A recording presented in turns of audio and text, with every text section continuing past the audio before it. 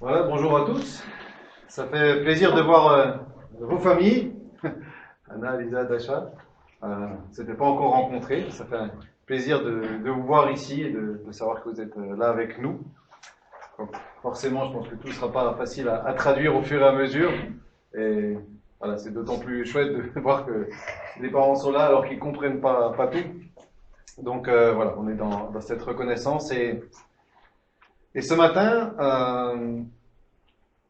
on pense bien sûr, comme chaque jour depuis pas mal de temps, à ce qui se passe en Ukraine. Et si j'en touche un mot juste en introduction, c'est simplement pour avoir un regard optimiste, peut-être pour changer, sur l'avenir, en se disant qu'un jour, les villes vont se reconstruire. Hein, et pour cette reconstruction, il va falloir encore de la motivation, du courage, de la persévérance, de l'endurance. Mais il va falloir surtout des hommes et des femmes et une organisation. Et vous verrez en quoi ça introduit ce message ce matin. La dernière fois qu'on avait parlé de Néhémie, on avait fini avec, en quelque sorte, avec ces mots que le peuple prononçait, où ils ont répondu à l'appel de Néhémie et qui ont dit aussi « Levons-nous et bâtissons ». Mais c'est des paroles. Et les paroles doivent être suivies des actes. Et oui, sinon, ça reste, comme on dit, lettre morte. Alors ce matin, le titre de notre message, de ce partage, c'est « Une place dans son équipe », ou on pourrait aussi dire un peuple qui se lève pour reconstruire. Le passage qu'on va lire en partie ce matin est assez indigeste, on peut dire parfois, à la première lecture, et c'est pour ça qu'on ne va pas le lire en entier, parce que vous allez voir, voilà, c'est quelque chose qui n'est pas toujours facile à comprendre et à saisir qu'est-ce que Dieu veut dire à travers ces mots. Et pourtant, on va y revenir tout à l'heure, vous verrez que ce qui s'y passe dans cette partie de cette histoire est très importante pour nous, aussi aujourd'hui. Alors on va lire quelques extraits de ce passage qui normalement fait 32 versets, et on va juste en lire quelques morceaux de manière à ce qu'on comprenne un petit peu ce qui se passe et de repérer quelques éléments peut-être clés à travers cela. Donc vous effrayez pas si la lecture vous paraît un petit peu bizarre, compliquée, et que vous ne voyez pas trop où on va en venir, on va essayer d'éclairer tout ça. Voilà, c'est écrit peut-être un peu petit, mais on va lire. Éliachib, le grand prêtre, se mit au travail avec ses collègues, les prêtres, et ils se chargèrent de la reconstruction de la porte des brebis. Ils la consacrèrent et en posèrent les battants, puis ils continuèrent à réparer la muraille, qu'ils consacrèrent, jusqu'à la tour de Méa, jusqu'à la tour de Hananiel. À côté d'eux, travaillaient les habitants de Jéricho. À leur suite, c'était Zachour, fils d'Ivri, qui bâtissait. Plus loin on lit, leurs notables refusèrent de travailler sous les ordres des maîtres d'œuvre. Encore plus loin, on peut lire, à côté d'eux travaillait l'orfèvre, Ouziel, fils de Haraya, et à côté de lui, Anania, le parfumeur. À côté d'eux travaillait Shalom, fils de Aloek, chef de l'autorité de l'autre moitié du district de Jérusalem, assisté de ses filles. Au-delà travaillaient des Lévites. Au-delà encore, Baruch, fils de Zabaï, réparait avec ardeur. Au-delà travaillaient les prêtres qui habitaient les plaines environnantes. Et à partir de la porte des chevaux, les prêtres travaillaient chacun en face de sa maison. Voilà donc quelques morceaux de ce qui se passe dans cette début de reconstruction de la muraille de Jérusalem. Et si on lit tout ce texte, on voit, comme vous avez pu vous en apercevoir, qu'il y a une succession de noms, des répétitions, des précisions que l'on ne comprend pas toujours, on ne voit pas toujours où il veut en venir et quelle est l'utilité. Et c'est vrai qu'à première lecture, c'est un passage qui n'est pas hyper sympathique à lire. Mais il y a pourtant, à travers ces précisions, des éléments qui renferment les clés du succès de Néhémie.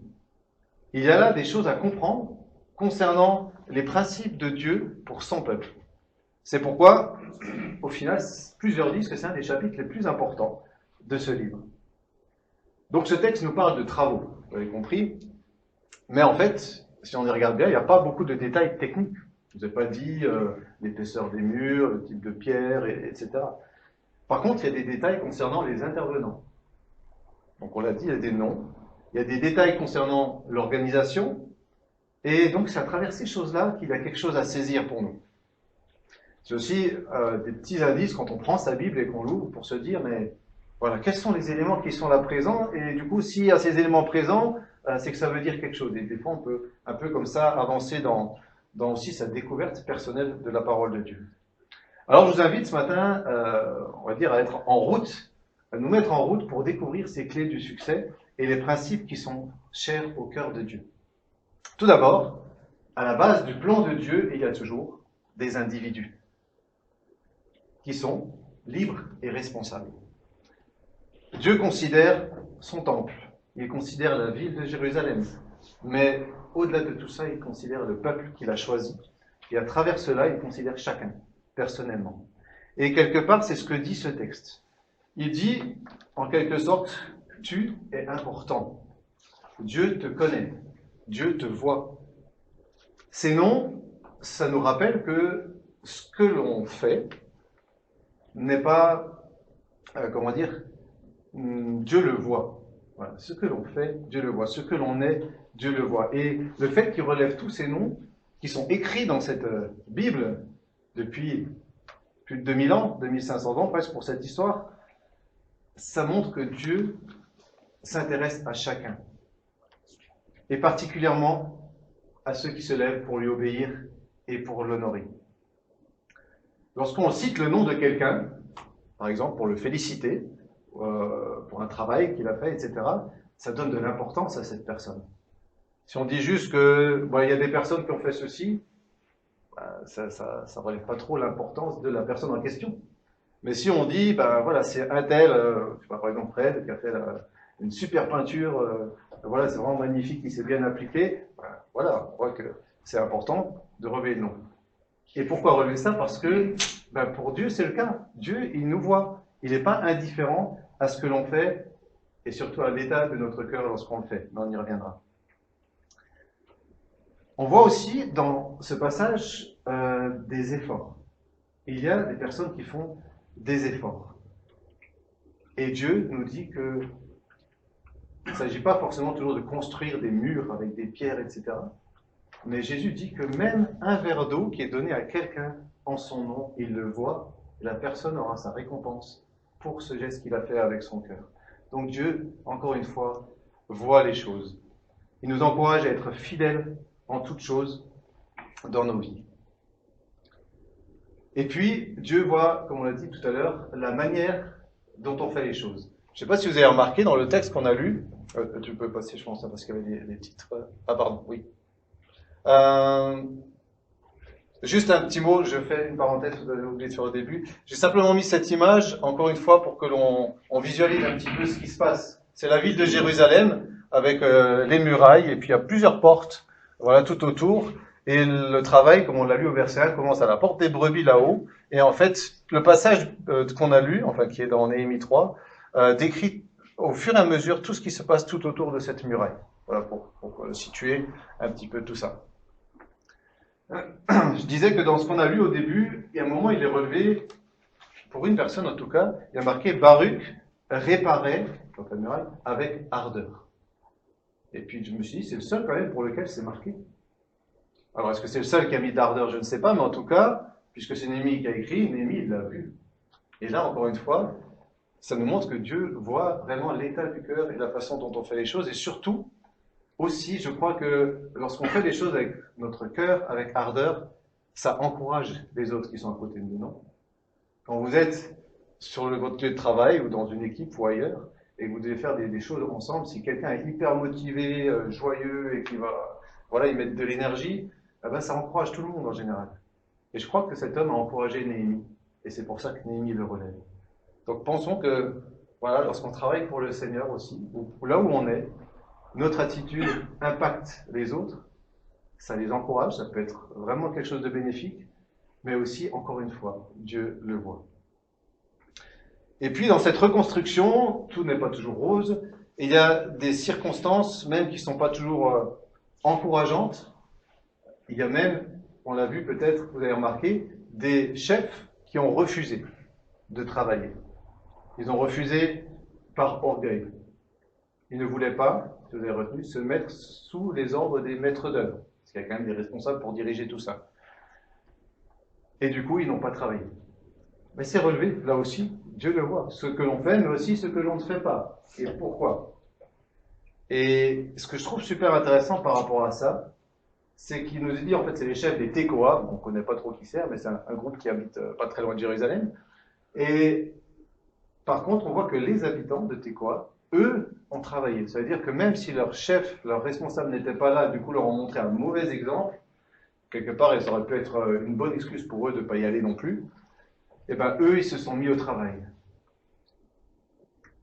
Et ça nous dit aussi qu'on n'a pas forcément d'excuses pour se mettre au travail. Et surtout, on ne doit pas chercher des excuses pour ne pas se mettre à l'œuvre, parce que ça, c'est des fois assez facile. Et en réalité, justement, on peut dire que qui que tu sois, tu peux servir. Pas juste servir à quelque chose, mais servir Dieu et servir les uns les autres. Ce que ce passage nous apprend aussi, nous met en lumière, c'est que tout le monde est concerné. En fait, si on y regarde de plus près, en voyant ces ouvriers, puisque tous du coup sont ouvriers, il y a toutes sortes de personnes.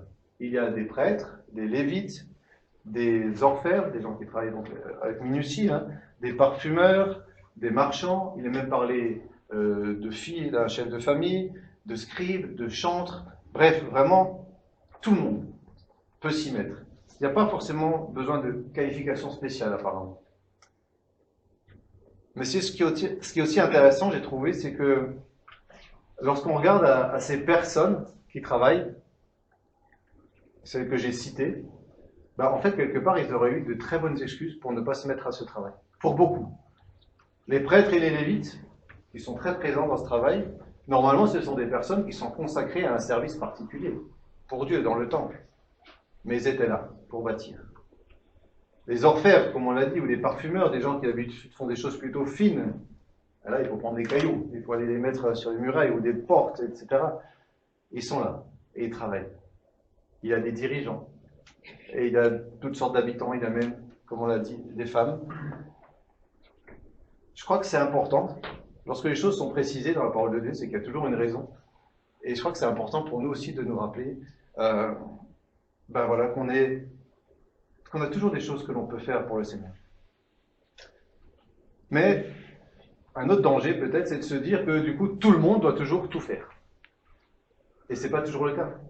Mais par contre, il faut être humble pour être capable de rentrer dans un service qui peut-être ne nous correspond pas de prime abord. Dans une autre église où je vais, il y a une organisation du ménage, puisque les locaux appartiennent à l'église. Et voilà, tout le monde est invité à y participer.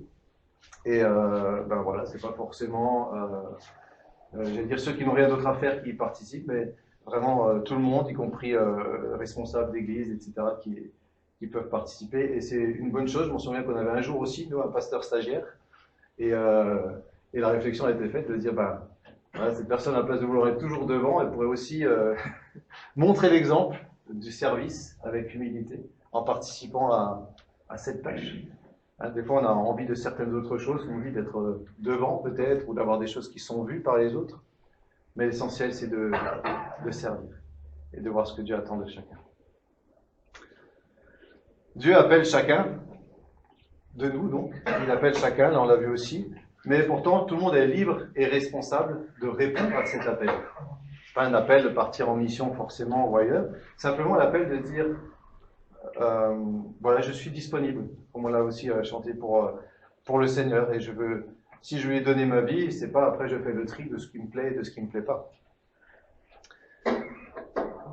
Dans cette histoire encore, j'aimerais attirer notre attention sur un problème qui peut arriver, c'est l'état de notre cœur dans le travail.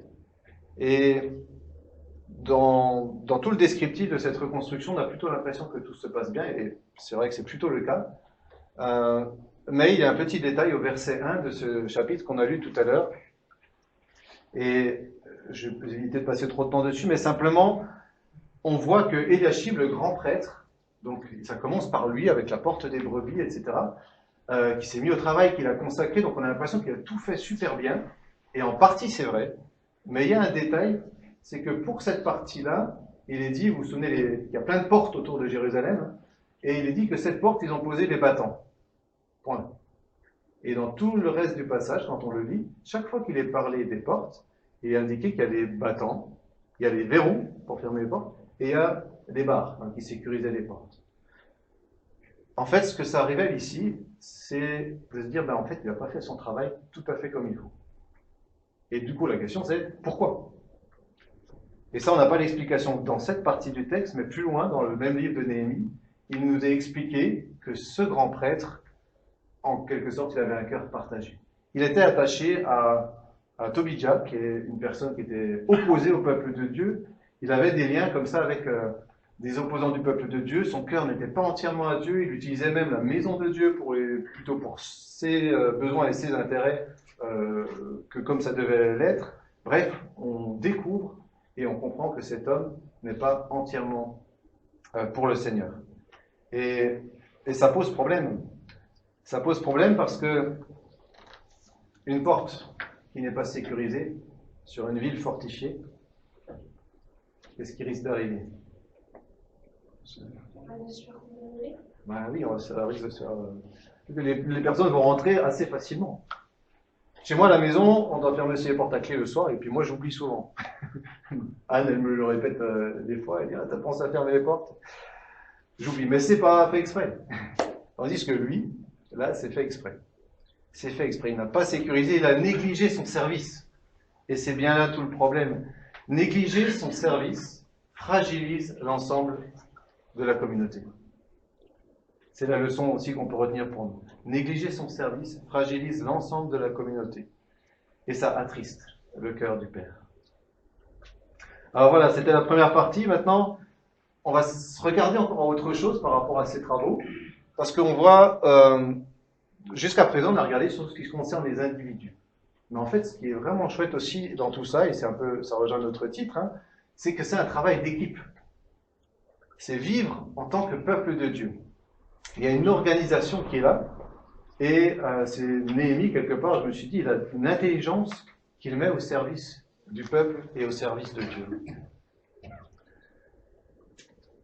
Lorsque dans une équipe de foot, vous avez des très bons joueurs, comme au PSG, n'est-ce pas? Il y a comment? Neymar. Voilà, Neymar, il y en a d'autres. Mbappé. Voilà. S'il joue tout seul, est-ce qu'il gagne tout? Non. Et même, ils sont ensemble avec une équipe et ils arrivent à perdre des choses qu'ils ne devraient pas perdre. Enfin voilà, on va parler que de sport. Mais qu'est-ce qui se passe? C'est qu'ils n'ont pas réussi à avoir une équipe qui fonctionne aussi bien, on va dire, que la qualité des individus, peut-être séparément. Dieu offre une place à chacun dans sa construction de son église. Dieu offre une place à chacun dans la construction de cette muraille. Mais encore une fois, il ne force personne. Et il va s'agir que chacun réussisse à prendre sa place et réussisse à travailler avec les autres. En fait, dans cette ville, si on compte tout, il y a 45 sections de travaux qui sont dirigées par 40 personnes, juste pour se dire qu'il y a vraiment de l'organisation. Et 5 fois, on va voir quelques éléments qui sont intéressants de se dire dans cette intelligence, on va dire dans la stratégie de la reconstruction. 5 fois, il est indiqué que c'est des personnes qui travaillent en face de chez eux. Quel est l'intérêt de travailler en face de chez soi lorsque l'on est au travail ou encore plus sur une ville fortifiée? Oui, Savinien, c'est quoi l'intérêt de travailler en face de chez soi? Parce que lui, il a juste à traverser la route et un tout petit parc. Voilà, donc ça veut dire du temps de gagner, quoi, en fait. Ouais. Et au moins, on peut se trouver son petit nidouillet du travail. Voilà, on peut avoir un œil sur ça, excellent, c'est bien. On gagne du temps, on gagne de la fatigue. Ben, si on a oublié ses outils, c'est à côté. La nourriture est juste là. Il y a une motivation aussi, affective, puisqu'il y a ses proches qui sont là. Et là, on parle d'une muraille qui est là pour protéger la ville. Mais du coup, en premier lieu, elle va protéger sa maison, sa femme, ses enfants. Donc, on est motivé à ce que ce ne soit pas bâclé le travail. On a plutôt envie que ce soit bien protégé. Donc voilà, lorsque Néhémie, il précise que les gens travaillent en face de chez eux, on peut voir qu'il y a une certaine intelligence Déjà parce que le travail sera bien fait, mais aussi les gens sont motivés. Et pour Néhémie, ça compte aussi. Et pour Dieu, ça compte aussi. Que l'on soit motivé pour notre travail. Ou que l'on soit notre travail séculier, notre travail dans l'Église, c'est important qu'on trouve le sens à tout ça. Et Dieu veut donner du sens à nos vies. Travailler pour le bien de l'Église, c'est travailler pour son bien à soi aussi. Est-ce qu'on en est toujours conscient? Si je m'investis correctement dans une tâche pour l'Église, par exemple pour la louange, hein, si j'ai bien travaillé mes chants, si j'ai bien préparé ça dans la prière aussi, etc. Je ne sais pas si vous l'avez déjà remarqué dans vos autres expériences, mais ça apporte une dimension plus profonde, plus forte, lorsque l'on a vraiment travaillé son service pour le Seigneur spirituellement et d'une manière sérieuse. On réalise qu'on a plaisir et que ça apporte quelque chose aux autres de plus. Ça apporte vraiment du sens que si on l'avait bâclé, par exemple. Beaucoup de fois dans ce passage, il est indiqué à côté d'eux. Je vais essayer de le mettre un petit peu en avance dans ce qu'on a lu au début. Il y a une certaine complémentarité, une solidarité en fait entre eux. Cette collaboration, elle est marquante dans cet ouvrage, elle est mise en évidence par tous ces mots-clés, à côté d'eux, à la suite d'eux. En fait, il n'y a pas d'espace vide, comme une chaîne. Si c'est comme ça va pas, mais si c'est comme ça ira mieux. Le bon travail sera réellement bon que si chacun le fait aussi loin qu'il faudra pour rejoindre le travail de l'autre. Comprenez? La muraille ne sera solide que si elle forme un ensemble unique. Et plus loin, au chapitre 6 de Néhémie, il est dit qu'il ne restait plus aucune brèche, donc il avait avancé là dans les travaux. Tous les secteurs, donc ces 45 secteurs, en fait, sont reliés complètement. Ils ne se sont pas arrêtés en disant non, moi je ne vais pas plus loin et tout, ils se débrouillent, etc. Tant pis s'il y a un trou. Non, ils se sont vraiment, on voit que les choses sont imbriquées les unes aux autres. Et à travers cela, se passe quelque chose que le texte ne dit pas, mais que l'on peut percevoir, c'est que en travaillant les uns à côté des autres, les uns pour les autres, les uns avec les autres et avec Dieu, les Israélites réapprennent à être un peuple.